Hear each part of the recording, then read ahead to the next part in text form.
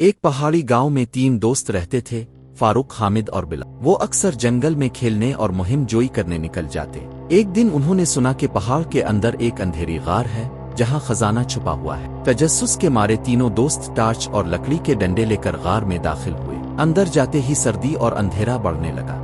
اچانک ایک چمکتی ہوئی چیز ان کی نظر میں آئی۔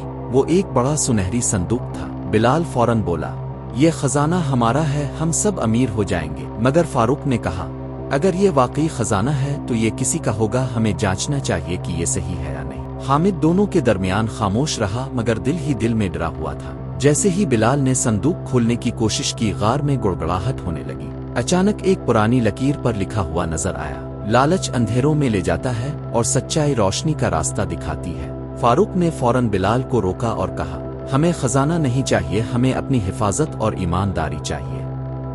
تینوں فوراً غار سے نکل آئے۔ جیسے ہی باہر آئے، اچانک سورج کی روشنی نے ان کے دل روشن کر دیے۔